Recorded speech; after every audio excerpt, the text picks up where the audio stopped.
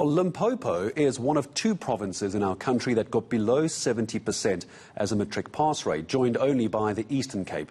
At least 7 schools in Limpopo got a 0% pass rate. Well, let's talk about what is happening in the provinces, particularly in Limpopo, and what can be done to address them. I'm sure that SADTU's Provincial Secretary, Mr. Tjebane Sowell, is not happy with what's been happening. Mr. Sowell, good morning to you. Not great results for some of the schools in Limpopo. I understand there are some teaching challenges. Can you elaborate for me? Good morning. Yes, good morning, and to all of your listeners. Yes, indeed, we are occupying that position of having 7 schools that have got a 0%, and that does not really augur well for the province. But yes, if you look behind it, you find that most of those schools are what we call non-viable schools that are characterized by very small or low enrollment of the learners as a result of a number of factors that could be playing themselves out. But you know that in terms of the post-provisioning model that we are using, the number of learners determines the number of educators that can be allocated to the school when we use the learner-teacher ratio. So for most of such schools, you find that the learner enrollment has dwindled over many years, leaving very few teachers to deal with the curriculum needs of the school.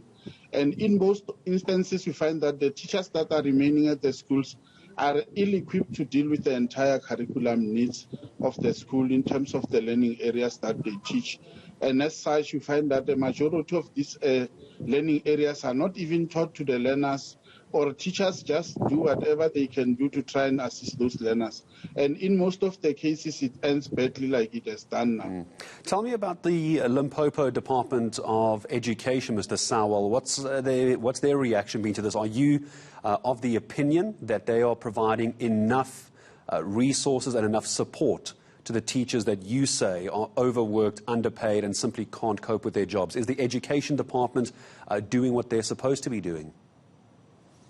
In such small schools, it will be impossible to even provide the learners, because remember, even the allocation in terms of the norms and standards money to the school, it will also depend on the number of learners that are enrolled at that particular schools. So for those small schools, really, there is very little that the department can do.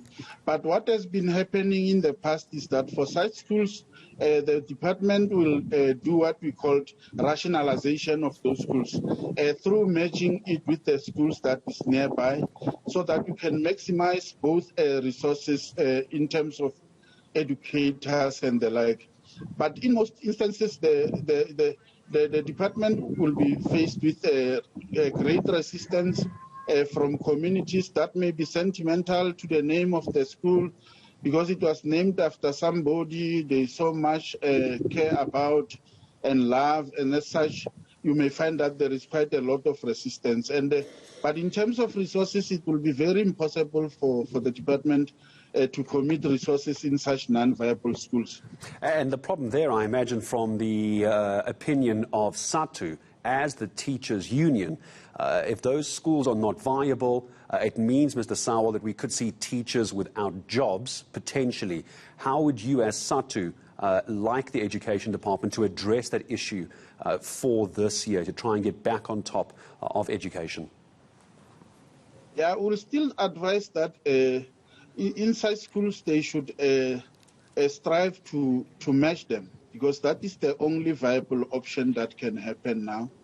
Because immediately you start losing learners, and some of them, they follow good results. If a school, you find that the school has got all the proper infrastructure, but because of the results that were not good for the past few years and the like, then the children will just move outside of that school and go to other nearby schools that have produced results, because those are the pull and the push factors that normally happens when those learners leave those schools. You find it's a very beautiful school, but because the results were not forthcoming for some reasons, and the learners will start then moving to other nearby schools, and that school then becomes dysfunctional. So So we'll encourage and also call upon the communities to support the issue of merging of such schools, because I don't think any community will enjoy that they have a school that is shattering the dreams of their children and the like. So you'd not even blame those teachers that are there, because they too are victims of the circumstances they find themselves in.